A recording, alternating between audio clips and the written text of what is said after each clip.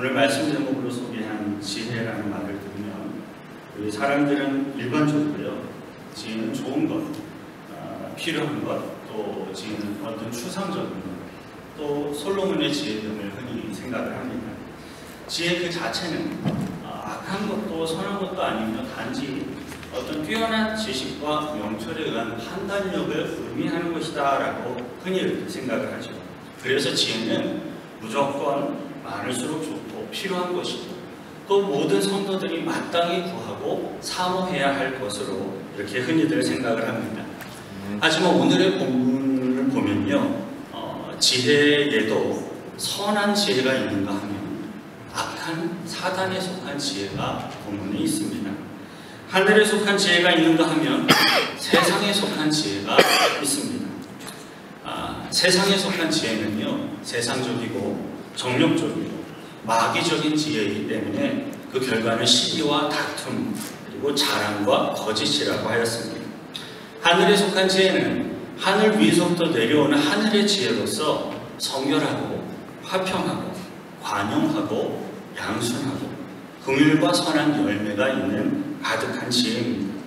이 지혜는 두 같은 이름으로 사용을 하고 있지만 그 출처는 하늘과 땅 전혀 다른 곳에 있습니다. 따라서 우리 성도들은요, 하늘에 속한 그 하나님으로부터 오는 지혜를 사모하고 마귀에 따라가는 그러한 세상에 속한 지혜는 구별하고 피해야 할 것입니다. 오늘 저와 여러분들이 본문 말씀을 듣는 가운데 세상에 속한 지혜는 대적하고 하늘에 속한 지혜는 사모하는 영적인 분별력과 통찰력이 세워지시길 축원드립니다. 아멘. 저희 교회에서는 이 야고보서 강의를 지금 계속 진행 중에 있어서 이 본문 말씀이 그냥 지난주에 연결되는 다음 말씀인데요, 동일한 본문으로 함께 말씀을 나누고자 합니다. 본문 13절 같이 함께 봉독하겠습니다. 너희 중에 지혜와 총명이 있는 자가 누구냐? 그는 선행으로 말미암아 지혜의 온유함으로 그 행함을 보일지니라. 야고보가 야고보서의 초반부터 지금까지 줄곧 믿음을 행함으로 나타내 보여라 라고 이렇게 강조하며 가르쳐 왔습니다. 그러한 예루살렘 교회 감독이었던 야고보가 오늘의 본문에는 지혜와 총명을 행함으로 드러내 증명해 보여라 라고 이야기합니다. 지혜와 총명이라는 이 단어들은요, 초대교회 당시에 지혜 문학의 어떤 관용구와도 같이 늘 함께 사용되던 그러한 것으로 여겨집니다. 이스라엘은 그때 당시에 로마 제국의 영향 아래에 있었기 때문에 그때 당시에 로마가 사용했던 헬라어, 고대 그리스어가 사용하고 있는 어떤 문화와 그들의 어떤 언어에 속한 모든 것들이 많은 영향을 받고 있었습니다. 그러한 문화를 헬라 문화라고 하는데요, 헬라 문화에 있어서 지혜를 내가 안다라고 할 때 그것은 곧 삶 가운데 내가 실천하는 것을 의미를 한다고 합니다. 그냥 지식적으로 하는 것이 아니라 내가 알았으면 삶 가운데 그것을 실천하는 것이 지혜라는 겁니다. 예루살렘 교회의 감독이었던 야고보는 그러한 당시의 문화적인 이해 속에서 또 주님이 주신 말씀의 진리 가운데 이 지혜를 이야기합니다. 먼저 보면 13절에서 이야기하고 있는 지혜, 그리고 지혜와 총명이 있는 자라는 단지 머리가 좋은 사람이 아니에요. 그 이상을 이야기합니다. 본문 13절에서 말하는 지혜는 하나님으로부터 나오는 신령한 지혜를 의미하고 있어요. 지혜와 총명은 당시에 선생님들에게 요구되는 그러한 항목이기도 했고, 실질적으로 지혜와 총명은 선생이었던 랍비들을 가르치는 그러한 단어이기도 합니다. 앞서서 야고보가 13장 1절에서 너희들은 많이 선생이 되지 말아라 라고 이렇게 가르치며 당부를 했었는데요, 그 야고보의 그러한 교훈이 계속해서 일관되게 오늘 본문에 지혜와 총명이라는 이러한 단어로 함께 또 설명이 되어지고 있습니다. 선생과 지도자에 대해 강조했던 그러한 믿음과 행함의 원리를 오늘 본문인 지혜에 대해서도 같이 적용하여 설명을 하고 있어요. 믿음에는요, 반드시 행함이 따라야 합니다 라고 이렇게 가르쳐 왔습니다. 마찬가지로 지혜에도 그 행함의 열매가 따라야 합니다 라고 가르치며 설명해 주고 있는 겁니다. 만약 누군가에게 하나님의 특별한 지혜와 총명이 있어서 교회 공동체 안에서 선생이 되기를 원하신다면 그에 상응하는 선한 삶의 열매를 보여서 증명해 보이라라는 겁니다. 너희 중에 하나님께 속한 지혜와 총명이 있는 자들은 삶 가운데 실천하는 온유함과 선한 행함을 나타내 보이라라는 거예요. 그렇게 하면 내가 하나님께 속한 자로 알겠고 그렇게 인정하겠다라는 겁니다. 왜냐하면 우리 하나님께 속한 지혜는요, 반드시 온유함과 선함의 실천적인 행동이 열매로 나타나게 되어 있기 때문입니다.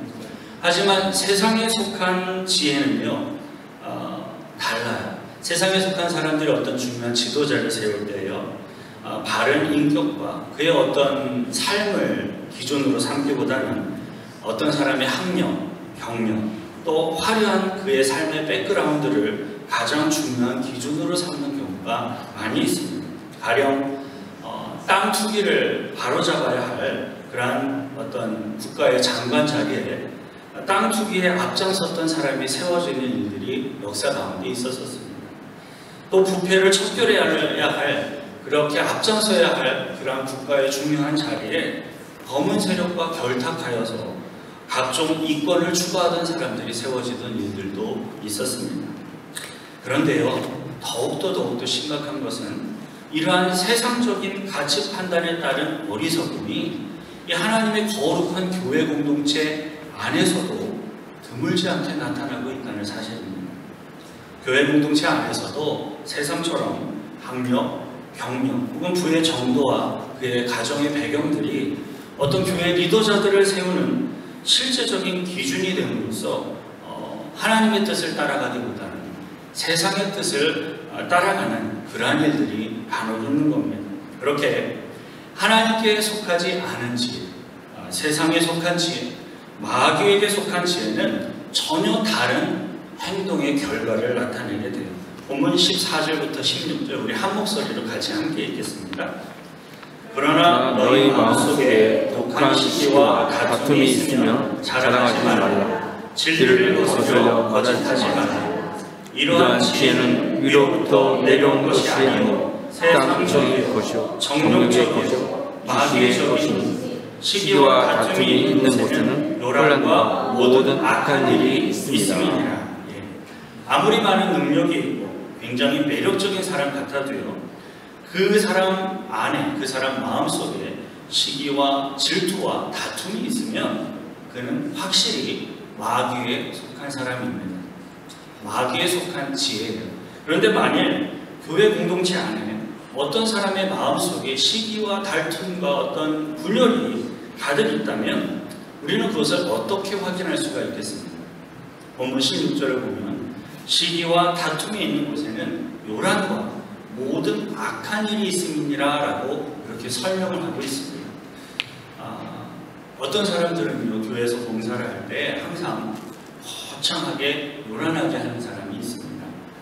많은 회의를 거치고 또 광고도 많이 하고 또 사람들로부터 후원도 많이 받고 또 후원을 많이 받은 것만큼 풍성하게 만찬을 열어 사람들을 대접을 하고 또 자신은 호스트가 되어 자신을 드러내기도 하고 그렇게 사람들의 마음과 생각을 사로잡으면서 일을 하는 사람들이 있습니다. 세상에서는 그런 사람들이 일 잘하는 사람이죠. 그러나 교회 공동체는 그것과는 좀 다른 부분이 분명히 있습니다. 그러한 세상적인 사람들은 가만히 보면요, 선한 열매가 맺혀지지를 않아요. 특별히 사람과 사람들과의 관계에 있어서 분열이 일어나고 어떤 악한 결과와 열매들이 맺혀지게 되어지는 사람들이 있습니다. 그러한 사람들은 교회에 봉사를 하고 심지어 하나님의 일을 분명히 감당하는 게 맞는데 하나님의 일을 감당하면서도 그 마음속에 아주 강력한 시기와 질투를 가지고 있는 사단에 속한 지혜로 일을 하는 사람들이 교회 공동체 안에 있을 수 있다는 거예요. 아무리 교회 봉사를 하고 또 하나님의 사역에 내가 열심을 가지고 열정을 가지고 참여를 한다고 할지라도 만일에 나의 심령 가운데 독한 시기와 다툼과 질투가 있다면 그것은요, 지극히 세상적이고 정욕적이고 심지어 마귀적인 것입니다.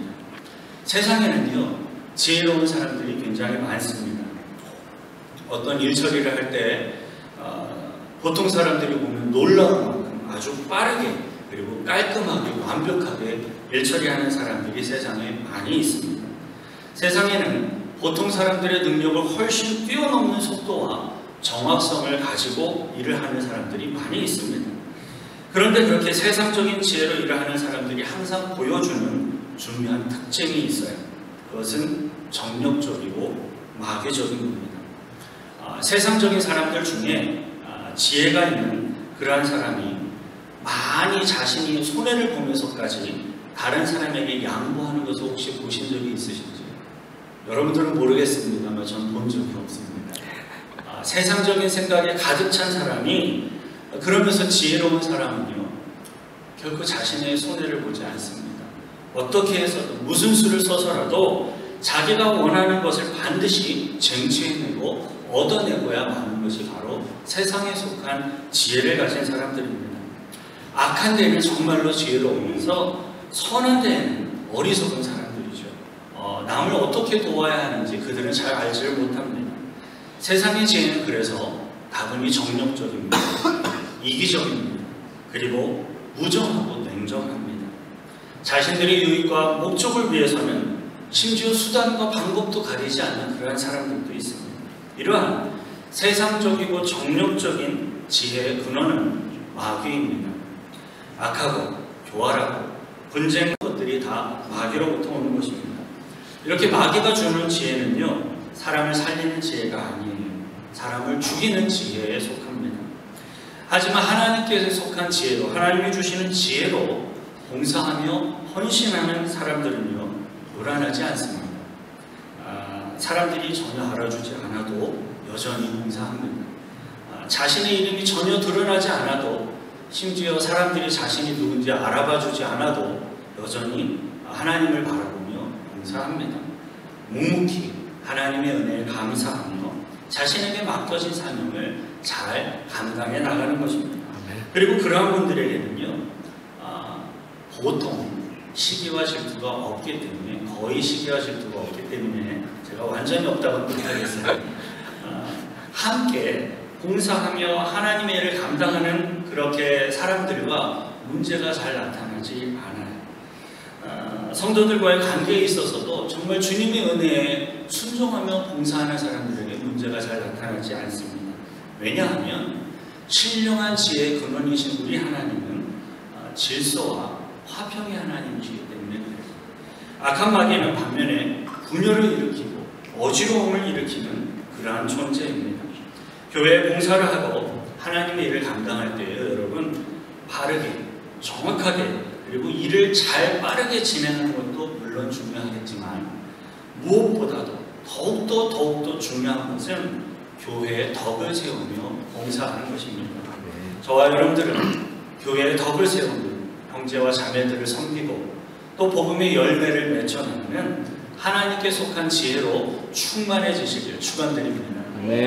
감독 야고보는 오늘 보면 17절부터 18절에서 하늘에서 오는 신령한 지혜의 8가지의 특징들을 이야기를 하게 되는데요. 이것은 마치 가만히 살펴보면 마태복음 5장에서 예수님께서 말씀하셨던 산상수훈의 팔복과도 굉장히 흡사합니다. 마태복음 5장 3절부터 10절까지 우리 화면을 따라서 한번 같이 함께 봉독하겠습니다. 심령이 가난한 자는 복이 있나니 천국이 저희 것이며 애통하는 자는 복이 있나니 저희가 위로를 받을 것이며 온유한 자는 복이 있나니 저희가 땅을 기업으로 받을 것이며 의에 줄이고 목마른 자는 복이 있나니 저희가 배부를 것이며 긍휼히 여기는 자는 복이 있나니 저희가 긍휼히 여김을 받을 것이며 마음이 청결한 자는 복이 있나니 저희가 하나님을 볼 것이며 화평케 하는 자는 복이 있나니 저희가 하나님의 아들이라 일컬음을 받을 것이며 의에 위하여 핍박을 받는 자는 복이 있나니 천국이 저희 것입니다. 아멘. 이제 오늘의 본문 17절 함께 읽겠습니다. 오직 위로부터 난 지혜는 첫째 성결하고 다음에 화평하고 관용하고 양순하며 긍휼과 선한 열매가 가득하고 편벽과 거짓이 없나니. 아멘. 산상수훈에 이 기록된 마음이 청결한 자는 본절에 오늘 본문 17절에 성결과 상문입니다. 그리고 화평케하는 자는 오늘 본문에는 17절에 있는 화평과 일치하죠. 긍휼히 여기는 자는 오늘 본문에 긍휼과 일치하고요. 심령이 가난한 자는 양순과도 비슷합니다. 온유한 자는 오늘 본문에 관용과 상응하고 의에 관한 이 많은 말씀들은 거짓이 없고 편벽됨이 없는 것과 굉장히 유사합니다. 때문에 많은 성경의 학자들이 오늘 본문 27절, 18절의 말씀을 가리켜 산상수훈의 관점에서 바라본 지혜의 열매이다라고 부르기도 합니다. 근데 예수님께서 말씀하신 이 산상수훈, 이 산상수훈을 세상의 사람들이 어떻게 생각을 하나요? 세상 사람들은요, 예수님의 이 산상수훈에 대해서 대부분 고귀하고 가치가 있는 덕목들이다. 하지만 실천하는 것은 불가능한 것이다. 대부분 그렇게 생각을 합니다. 그런데 오늘 예루살렘의 감독 야고보가 이야기하고 있는 하늘로부터 오는 지혜의 열매 역시도 세상 사람들의 그러한 정욕적인 관점과 그 수준에서 본다면 실천이 아예 불가능한 어리석은 것처럼 보여진다는 겁니다. 가령 요즘에 어떤 젊은 청년들에게 남녀들에게 성결에 대해서 순결에 대해서 이야기를 하면 무슨 옛날 조선시대의 옛날 사람으로 취급을 받는 경우가 있습니다. 양순도 마찬가지입니다.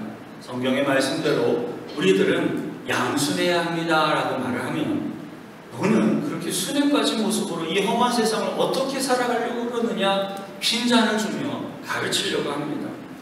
거짓이 없음, 정직의 경우도 마찬가지예요. 우리들은 정직함을 추구하며 살아가야 합니다 라고 하면 어리석은 사람을 취급을 하면서 오히려 세상적인 충고를 하려고 합니다. 가령 먼저 부인해라, 거짓말해라. 그것도 안 되면 도망가라. 그래도 안 되면 그때 적당히 수습하면 된다. 세상 사람들은 그렇게 가르쳐요. 물론 표현은 조금씩 달라질지는 모르겠지만 그것이 바로 세상적인 사람들이 이야기하는 살아가는 방식, 지혜입니다. 그러나 여러분, 잘못된 세상적인 정욕적인 사단의 지혜는 죽음과 사망으로 우리들을 이끌어갑니다. 그 대표적인 실제 예가 있어요. 그 예로 하와를 유혹했던 뱀을 한번 생각해 볼 수가 있습니다.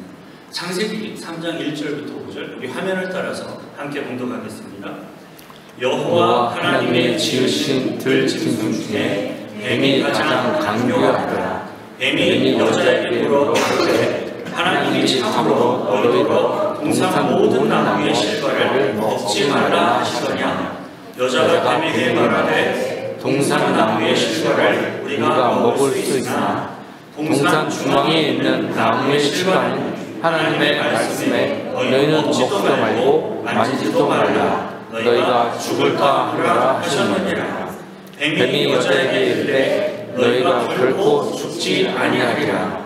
너희가 그것을 먹는 날에는 너희 눈이 밝아 하나님과 같이 되어 선악을 알 줄 하나님이 아심이니라. 아멘. 뱀은 하나님이 창조하신 모든 들짐승들 가운데 가장 최고로 지혜가 있는 존재였습니다. 그런데 뱀은 자신이 가진 그 많은 지혜를 악하게 사용을 하였습니다.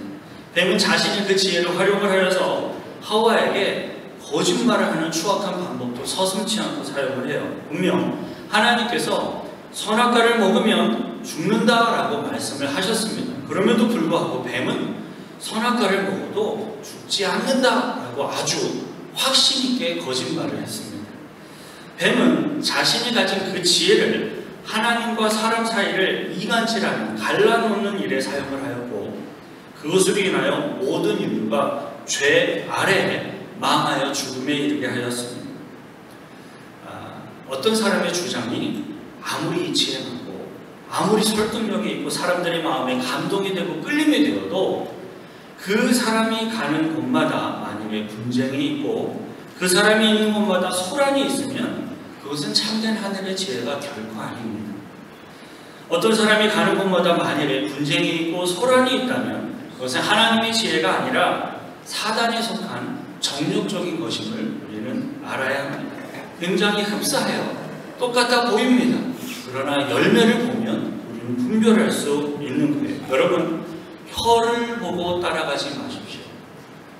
그렇게 말하는 그 사람의 삶의 열매를 보고 따라가셔야 합니다. 그 사람이 화평의 열매, 거룩의 열매, 의의 열매를 맺어내는지를 확인해 볼 필요가 있습니다. 본문 18절 함께 읽겠습니다. 화평케 하는 자들은 화평으로 심어 의의 열매를 거두느니라. 예.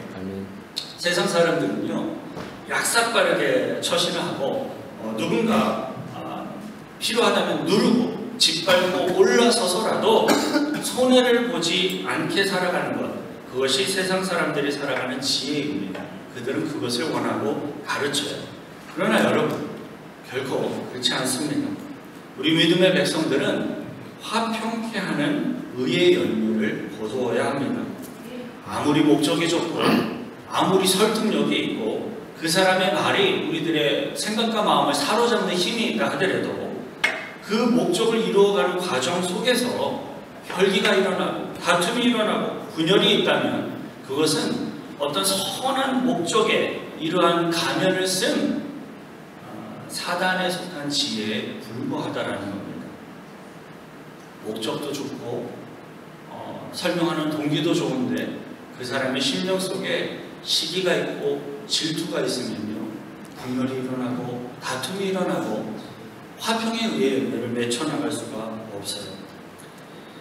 하늘에 속한 지혜를 가진 사람은 화평케 함으로 의의 열매를 거두는 사람들입니다. 사랑하는 성도 여러분, 우리들은 더욱더 예수 그리스도를 알고 또 닮아가기 위해 힘쓰며 나아가야 합니다. 오늘 성경 본문 17절에 이야기하고 있는 하늘에 속한 지혜의 항목들을 모두 다 외울 수 있다면 외우십시오. 굉장히 도움이 되고 좋습니다. 그런데 오늘의 성경 본문이 이야기하고 있는 하늘에 속한 지혜의 항목들을 내가 모두 다 완벽하게 암기를 한다고 해서 그러한 열매들이 나에게 저절로 맺혀지는가? 그렇지는 않습니다. 외우십시오. 그리고 그 외운 것을 실천하기 부단히 노력해야만 합니다. 그런데 노력만으로도 안 돼요. 그럼 어떻게 해야 합니까? 야고보서 1장 5절을 보면 이렇게 얘기했습니다. 잘 들어보십시오.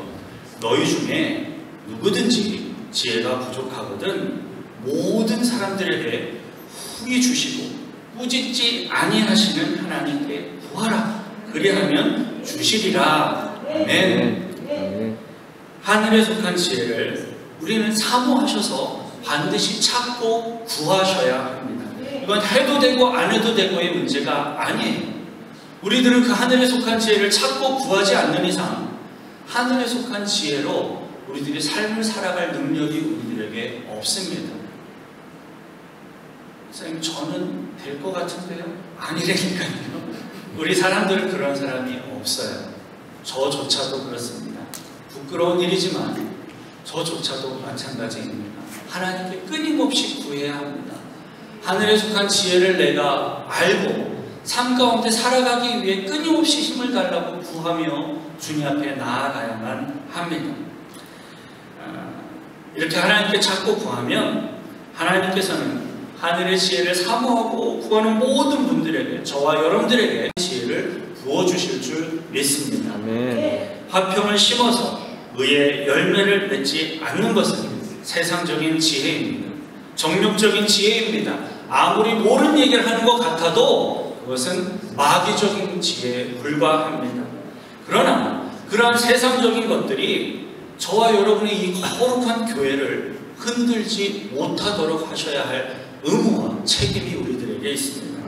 저와 여러분들은 성결하고 화평하고 관용하고 양순하며 긍휼과 선한 열매가 가득하고 편견과 거짓이 없음으로써 화평으로 의의 열매를 맺어 나가시기를 축원드립니다. 우리 한번 잠시라도 함께 기도했으면 좋겠는데요. 하나님, 하늘에 속한 지혜를 알고 실천하며 의의 열매를 맺기를 원합니다. 그런데 사실 제가 능력이 없습니다. 그렇게 살아갈 힘이 부족합니다. 하나님, 저에게 하늘에 속한 지혜를 주시고 감당할 힘도 능력도 주셔서 화평에 의를 이루는 선한 열매를 맺히며 살아나갈 수 있도록 저를 도와달라고 우리 같이 함께 잠시 기도하겠습니다. 거룩하신 주님, 주님 앞에 하늘에서 같이 예를 구하며 나아갑니다. 하나님, 우리들은 죄악의 영감을 받으며 끊임없이 세상적인 정욕적인 것들이 유혹을 당하고 넘어지기도 하거나 끊임없이 시기하기도 하고 질투하기도 합니다. 나를 드러내고자 많이 노력하기도 합니다. 이러한 모습들이 결코 하나님의 의의 열매를 맺을 수 없다는 사실을 기억하게 하시고 성령의 도움을 구하며 하나님 앞에 하늘에 속한 지혜를 구하고 하늘에 속한 지혜로 성령의 충만함을 받음으로 화평으로 의의 열매를 맺혀 나갈 수 있는 우리들을 도와주시고 붙들어 주시고 인도하여 주옵소서. 믿음의 용서가 됨을 다시 한번 고백합니다. 하나님 아버지, 우리들은 연약합니다.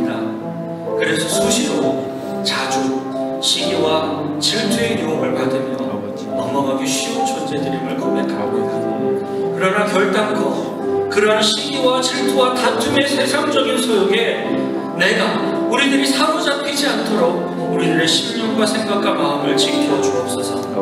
오직 하나님께로부터 오는 하늘의 지혜로 채워주셔서 온유함으로 화평으로 의의 열매를 거두게 하시고 하나님 홀로 영광을 받으시옵소서.